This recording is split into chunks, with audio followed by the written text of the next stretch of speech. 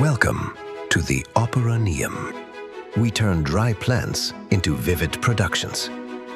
Join us in the pursuit of the perfect score for your success.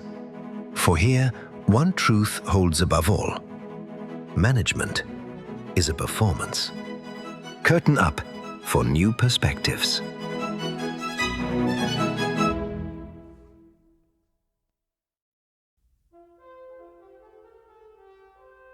The SEC arrived on time. The master plan for a project.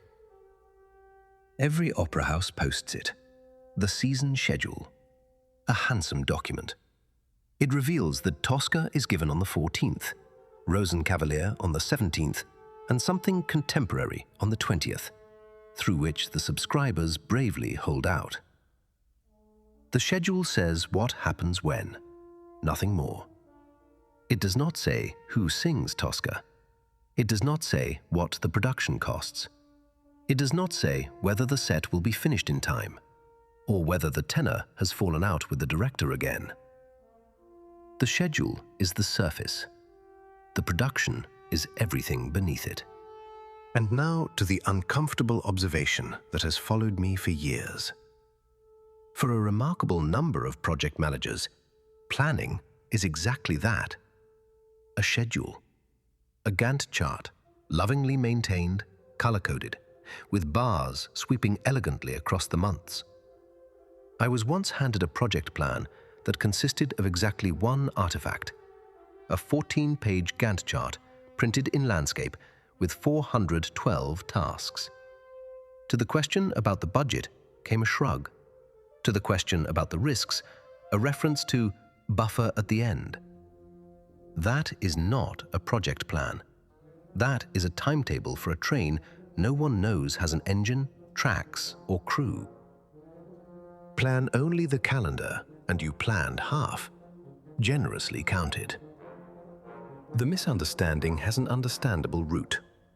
Time planning is visible. A Gantt chart looks like work, like control, like professionalism. You can print it, hang it on the wall, and show it to the steering committee. It is the stage set of project planning. Impressive to look at, but not on its own performable. An opera production does not begin with the calendar. It begins with the score, and a series of questions that must all be answered before the first rehearsal date makes any sense at all. Which work are we performing, and in which version? Who sings? Who conducts? Who directs? What may the production cost, and who pays for it? What can go wrong, and what do we do if the soprano is hoarse 3 days before the premiere? Only once those questions are settled does the rehearsal schedule become a useful instrument. Before that, it is decoration. A master plan for a project works by the same logic. It is not a document, but a weave of several planning dimensions that interlock, and of which time planning is only one. Not the least important, but not the first either. The score comes before the rehearsal schedule. At the beginning stands the content. In opera, that is the score with all its voices, acts, and scenes, the complete breakdown of the work into its performable units. No conductor would rehearse without knowing which numbers make up the second act. In a project, this principle is called the work breakdown structure, the decomposition of the total scope into work packages, continued until each package is small enough to assign to someone, to estimate, and to check. Skip this breakdown and paint bars straight into the Gantt, and you are planning tasks whose content nobody knows. That goes well for a while, roughly until the first status check, where it turns out that implement module B means 3 different things to 3 people. Then the casting. An opera doesn't need just any singers, but the right ones for the right parts.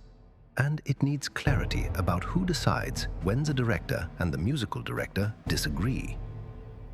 What is taken for granted at every opera house is missing in projects with reliable regularity. A role plan that sets out who delivers, who decides, who is informed, and who only gets to watch.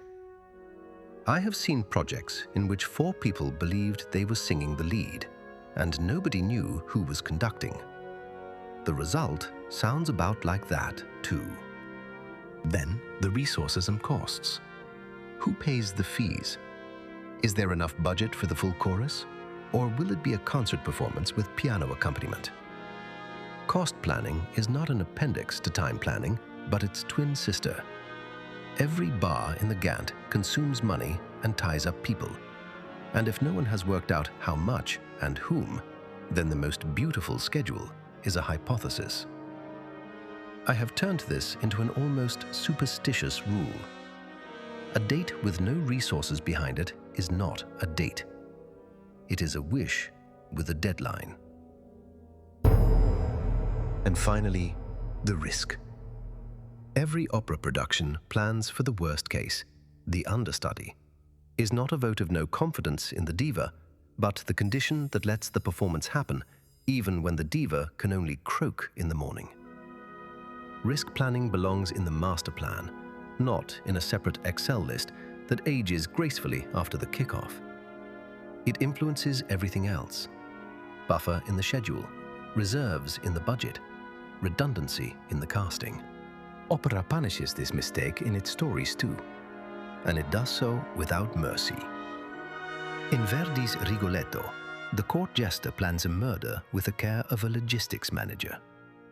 The hired sparafucile is to kill the duke, stow the body in a sack, and hand it over at midnight so that Rigoletto can sink it in the river. Time, place, sequence, all set. Only the one variable that no schedule captures has Rigoletto overlooked. That sparafucile's sister falls in love with the victim and persuades her brother to kill the next visitor instead. That turns out to be Rigoletto's own daughter. At midnight, the delivery arrives on time. The process is flawless. Only the contents of the sack are wrong. That is exactly how projects fail when they hit every milestone and deliver the wrong thing in the end. Because nobody planned the dimension that cannot be drawn in bars. The risk, the unchecked assumption, the what if. The conductor doesn't only watch the clock. Only now, with score, casting, budget, and understudy, does time planning get its entrance. And then it is genuinely powerful. The rehearsal schedule of an opera production is a masterpiece of logistics. Staging rehearsals, music rehearsals, lighting rehearsals, the dress rehearsal, all interlocked, all dependent on one another, all orchestrated toward the one evening. But this plan works only because it sits on top of everything else. It is the consequence of planning, not its substitute. That is precisely the role of the Gantt chart in the master plan. The instrument that brings all the other planning dimensions into a temporal order. Use it that way, and you have a wonderful tool. Use it as a synonym for planning, and you have a problem with a built-in delay. Because everything that wasn't planned reports in later by itself. Costs no one estimated report in to controlling. Roles no one clarified report in as conflict. Risks no one considered report in on Friday evening. The point is not original, but it gets ignored all the same. A plan only becomes a plan when it answers the questions what, who, with what for, and what if, and not just the question when. What's in the program, and what lies behind it? When the lights go down on opening night, the audience sees only the result, a performance that unfolds as if it were the most natural thing in the world. No one in the stalls thinks of the casting plan, the budget negotiations, the understudy waiting warmed up in the wings. That is exactly the mark of good planning. It becomes invisible when it works. The schedule in the display case is only its last, thinnest layer.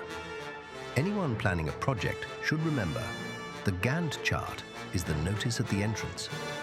The production behind it, score, ensemble, budget, plan B, decides whether, in the end, anyone sings, or whether it was merely announced.